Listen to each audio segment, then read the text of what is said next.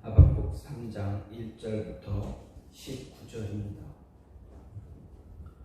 시기 온 옷에 맞춘 선지자 하박국의 기도라. 여호와여, 내가 주께 대한 소문을 듣고 놀랐나이다. 여호와여, 주는 주의 일을 이 수년 내에 부응하게 하옵소서. 이 수년 내에 나타내시옵소서. 진노 중에라도 긍휼을 잊지 마옵소서. 하나님이 대만에서부터 오시며 거룩한 자가 바라는 산에서부터 오시는도다. 셀라. 그의 영광이 하늘을 덮었고 그의 찬송이 세계에 가득하도다. 그의 광명이 햇빛 같고 광선이 그의 손에서 나오니 그의 권능이 그 속에 감추었도다. 역병이 그 앞에서 행하며 불덩이가 그의 발 밑에서 나오는도다. 그가 서신즉 땅이 진동하며 그가 보신즉 여러 나라가 전율하며 영원한 산이 무너지며 무궁한 작은 산이 엎드러지나니 그의 행하심이 예로부터 그러하시도다. 내가 본즉 구산의 장막이 환란을 당하고 미디안 땅의 휘장이 흔들리는도다. 여호와여, 주께서 말을 타시며 구원의 병거를 모시오니 강들을 분이 여기심이니까, 강들을 노여워하심이니까, 바다를 향하여 성내심이니까. 주께서 활을 꺼내시고 화살을 바로 쏘셨나이다. 셀라. 주께서 강들로 땅을 쫓기셨나이다. 산들이 주를 보고 흔들리며 창수가 넘치고 바다가 소리를 지르며 손을 높이 들었나이다. 날아가는 주의 화살의 빛과 번쩍이는 주의 창의 광채로 말미암아 해와 달이 그 처소에 멈추었나이다. 주께서 누를 갈아사 땅을 두르셨으며 분을 내사 여러 나라를 밟으셨나이다. 주께서 주의 백성을 구원하시려고 기름 부은 자를 구원하시려고 나오사 악인의 집에 머리를 치시며 그 기초를 바닥까지 드러내셨나이다. 셀라. 그들이 회오리 바람처럼 이르러 나를 흩으려 하며 가만히 가난한 자 삼키기를 즐거워하나 오직 주께서 그들의 전사의 머리를 그들의 창으로 찌르셨나이다. 주께서 말을 타시고 바다 곧 큰 물의 파도를 밟으셨나이다. 내가 들었으므로 내 창자가 흔들렸고 그 목소리로 말미암아 내 입술이 떨렸도다. 무리가 우리를 치러 올라오는 환난 날을 내가 기다림으로 썩이는 것이 내 뼈에 들어왔으며 내 몸은 내 처소에서 떨리는도다. 비록 무화과 나무가 무성하지 못하며 포도나무에 열매가 없으며 감람나무에 속줄이 없으며 밭에 먹을 것이 없으며 우리의 양이 없으며 외양간에 소가 없을지라도 나는 여호와로 말미암아 즐거워하며 나의 구원의 하나님으로 말미암아 기뻐하리로다. 주 여호와는 나의 힘이시라. 나의 발을 사슴과 같게 하사 나를 나의 높은 곳으로 다니게 하시리로다.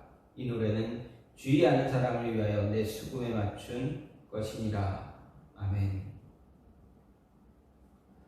오늘 말씀 하박국 3장 1절부터 19절 말씀입니다.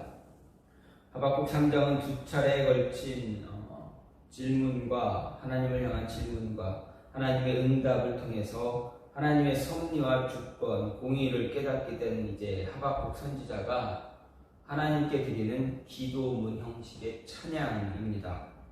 먼저 1절은 하박국의 기도문 기록에 앞선 표제입니다. 여기서 시기 온 옷에 맞춘 선지자의 기도라 이렇게 이야기했는데, 시기 온 옷이라는 것은 시편 7편의 표제로 사용된 십가윤과 동일한 의미로 수금을 가리키는 것으로 생각할 수가 있습니다. 이어서 2절은 주의 예언의 빠른 성취와 긍휼을 간구하는 내용입니다. 즉 선지자는 앞선 두 차례에 걸친 질문과 응답을 통해서 죄를 지은 유다에 대한 하나님의 심판, 구원, 그리고 유다를 심판하기 위해 선택받아 하나님의 도구로 사용된 바벨론에 대한 하나님의 심판의 놀라운 계획을 이제 알게 되고, 하나님께 대한 두려움과 경외의 마음을 충만한 가운데서 그 모든 것이 하나님 뜻대로 빨리 속히 이루어질 것을 이야기하는, 간구하는 그런 내용입니다. 특히 하나님의 진노 가운데서라도 백성들에게 자비를 베풀어 달라라고 간구하는 내용입니다. 13절부터 7절은 심판자로 오신 하나님의 영광 그리고 권능을 찬양하는 내용이고, 8절에서 15절은 하나님의 심판과 구원사역을 찬양하는 것, 그리고 여기서 선지자는 세상을 심판하기 위해서 오실 하나님의 영광과 권능의 임재하심, 하나님의 심판과 구원을 상징적으로 상징적 언어를 통해서 묘사하고 있습니다. 16절부터 19절은 선지자가 심판당하는 자로서 두려움을 이야기하면서 심판으로 말미암아 자신의 모든 것을 잃게 되는 처지에 이르게 된다 할지라도 자신은 구원의 하나님으로 인해 즐거워하고 기뻐하겠다 함으로써 이제 하나님을 믿고 의지하는 삶을 살 것임을 이야기하는 그러한 내용입니다. 그리고 마지막 끝 19절 하반절에서는 찬양 기록 뒤에 덧붙인 어떤 그런 내용입니다. 자신의 노래가 주의하는 사람을 위하여 수금에 맞춘 것이다 라고 밝히는 내용입니다.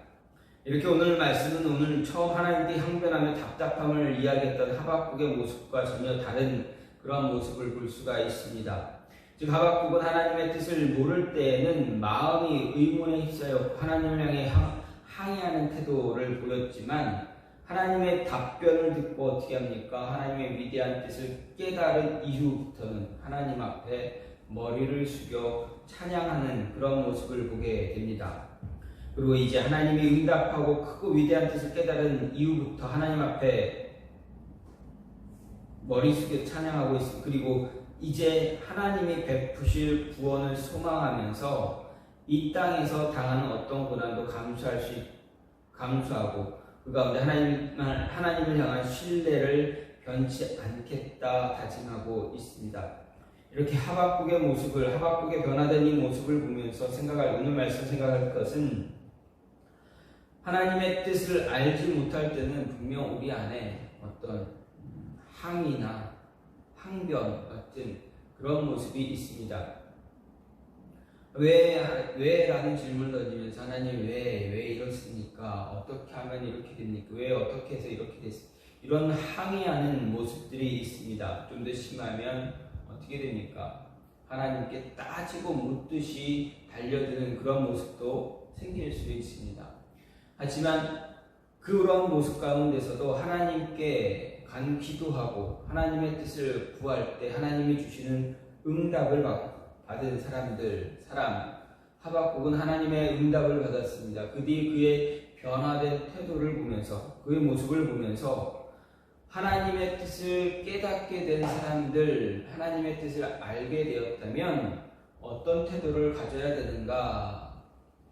이해할 수 없고 힘든 상황일지라도 하나님의 뜻을 알게 되었을 때는 어떤 모습으로 어떤 태도가 되어져야 되는가? 오늘 말씀에서도 알 수가 있습니다. 먼저 하나님의 일이 속히 이루어지기를 간구하면서 그 가운데서도 하나님의 자비를 구할 수 있는 그런 모습을 가져야 합니다.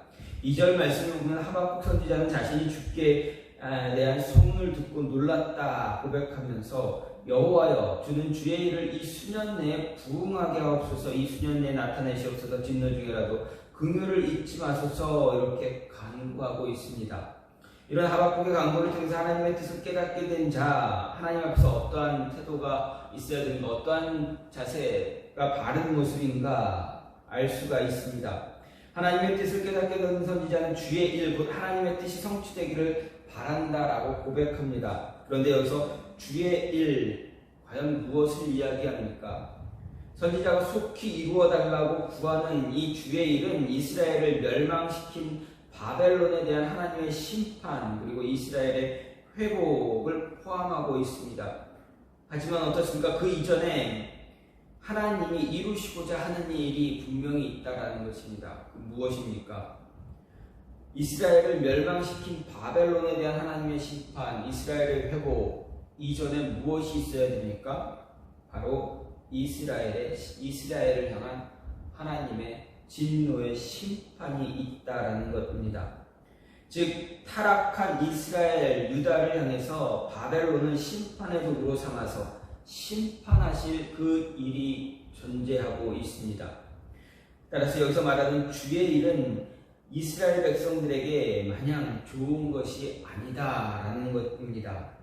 거기에는 백성들에 대한 하나님의 심판이 포함되어 있기 때문입니다. 그 일이 이루어질 때 백성들은 뼈를 깎는 처절한 시련의 날을 보내야만 했습니다. 그렇다면 선지자가 이같이 기도하는 것 무엇 때문입니까? 왜 이런 기도를 하게 됩니까? 그가 백성들의 안위에 무관심해서입니까? 아니면 백성들에 대한 분노 때문입니까? 사실 선지자는 이스라엘 사회 안에서 이루어진 죄와 불의에 대해서 분명히 분노를 발했습니다. 분노했습니다. 하지만 그렇다고 해서 백성들 모두에게 앙심을 품었습니까? 그들의 안위에 무관심했습니까? 그렇지 않습니다. 선지자가 분노했던 대상들은 이스라엘의 종교 지도자 또는 이스라엘의 정치적인 지도자들입니다.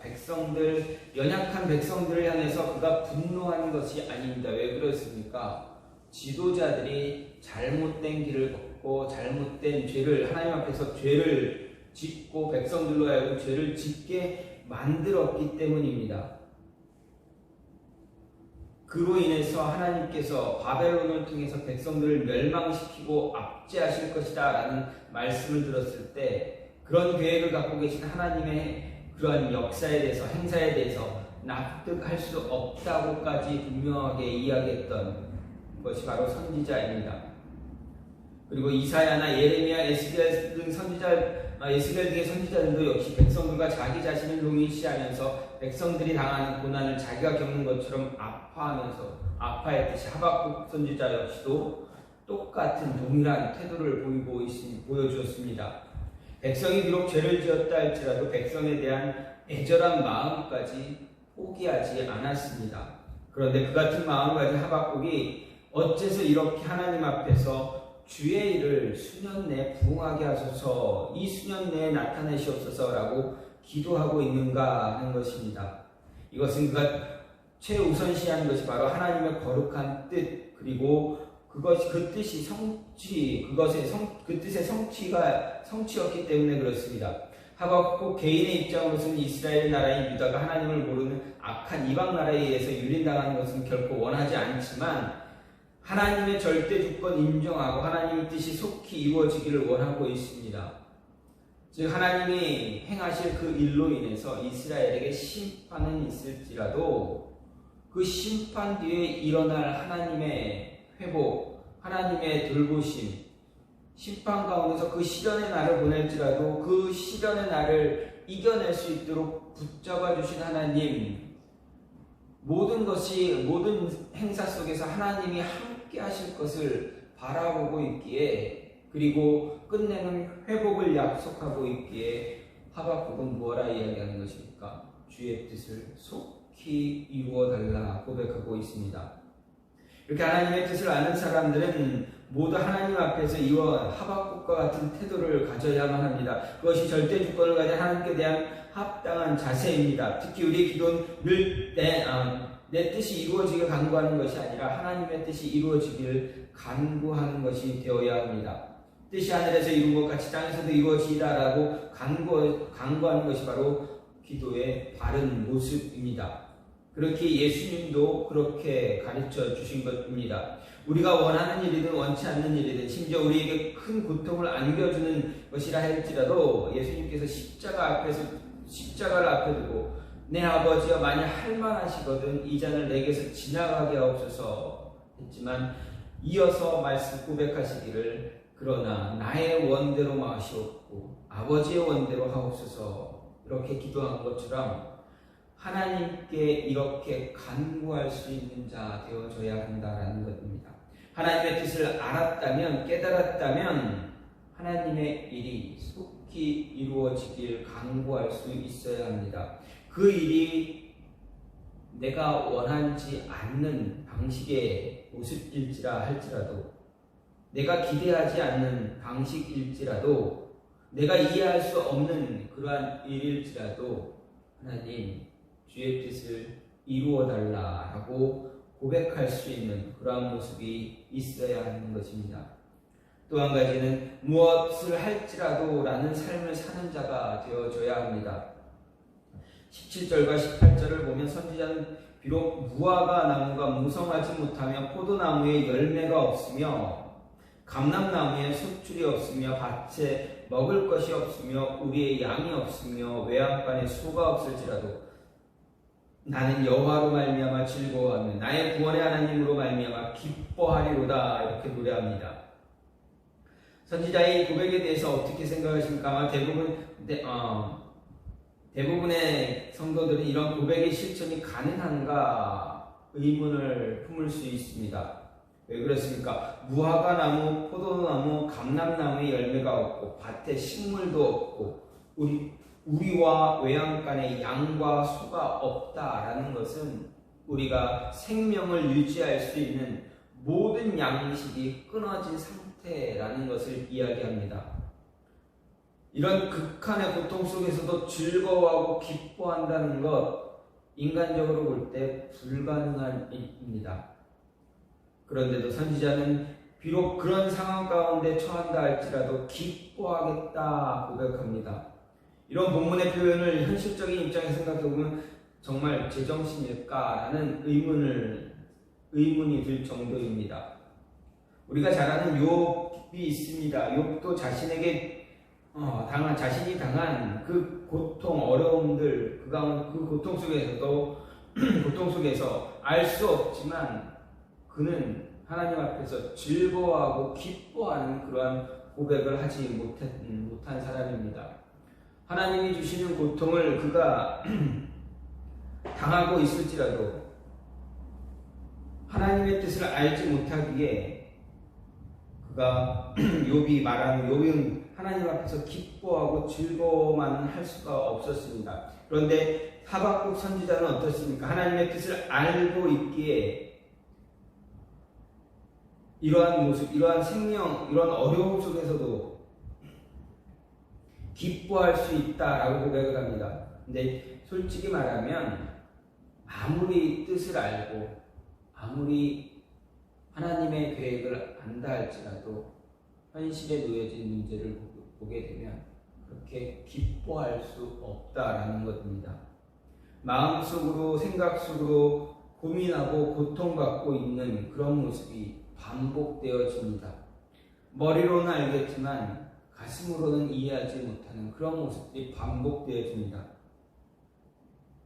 하지만 이러한 가운데서도 기뻐할 수 있고 하나님으로 말미암아 기뻐하리로다 이렇게 고백하는 것, 그것이 바로 바른 신앙, 하나님의 뜻을 깨달아 알고 있는 사람의 모습이다라는 것입니다.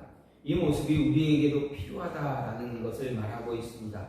바른 신앙인은 자기에게 있는 모든 것을 다 잃어도 다시 말해서 모든 것을 다 잃고 극한의 고통 가운데 처하게 된다 할지라도 하나님으로 인하여 즐거워하며 기뻐하는 사람입니다.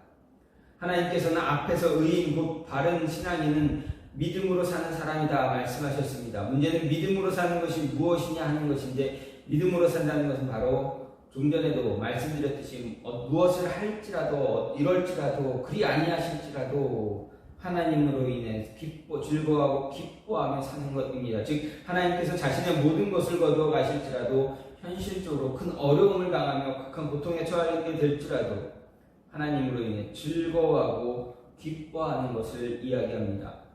물론 아무런 근거 없이 이와 같이 극한의 고통에 처해도 하나님으로 인해 즐거워하고 기뻐한다는 것 있을 수 없습니다. 믿음으로 산다는 말에 믿음의 근거가 있다는 것을 믿음으로 산다는 말에는 믿음의 근거가 있다는 말입니다. 그 믿음의 근거는 바로 신실한 하나님의 약속입니다. 하박국은 하나님으로부터 바벨론을 통한 심판 후에 회복에 대한 약속을 받았습니다. 그래서 하나님께서 나의 발을 사슴과 같게 하사 나를 나의 높은 곳으로 다니게 하시리로다 이렇게 이런 믿음을 가졌고 바로 그 사실에 근거해서 어떻게 할지라도 하나님으로 인해 즐거워하며 기뻐하겠다 노래하는 것입니다. 성경이 우리에게 모범을 보여주는 바른 신앙의 사람들이 바로 이런 이와 같은 사람들입니다. 세상 모든 사람들이 죄에 찌들어 산다 할지라도 당대 완전한 의인으로 살았던 노아가 그러하며 불신과 인본주의가 파묻히는 세상에서도 하나님의 부르심을 받아 믿음의 삶을 살았던 아브라함이 그렇습니다. 형들의 시기로 애굽의 노예로 팔려가 처절한 고난을 감수하면서도 하나님과 동행한 요셉이 그렇고 10명의 정탐꾼과 다른 모든 이스라엘이 하나님을 불신하고 가나안 정복이 불가능하다 결말하는 그런 상황 속에서도 오직 여호와를 거역하지 말라 하면서 하나님의 도움을 통해 가나안 정복이 가능하다는 소망을 고백한 여호수아 갈렙이 그러합니다. 아합 왕이 다스릴 그 당시에 모든 사람이 여호와를 하나님을 배신하고 바알 앞에 무릎 꿇고 입맞추는 그 순간에도 자신의 신앙의 정절을 지킨 7,000명의 남은 자들이 그렇습니다. 또 풀무불에서 사자굴에서 던져질 위기 상황에서도 신앙의 정절을 지킨 다니엘과 그의 친구들이 그러했습니다. 하나님이 우리를 구원하지 아니하실지라도 그리 아니하실지라도 나는 그러한 모습을 가졌습니다. 믿음으로 산다는 것은 그렇게 쉬운 일이 아닙니다. 그것은 하나님께 대한 전적인 신뢰가 없이는 불가능합니다. 하나님께서 허락하시는 고통조차 선한 것이라는 확신, 하나님께서 비록 자신을 환난 가운데 처하게 할지라도 궁극적으로는 자신을 구원하시고 영화롭게 하실 것이라는 확신 없이는 그리 아니하실지라도 나는 이러한 신앙을 갖기가 불가능합니다.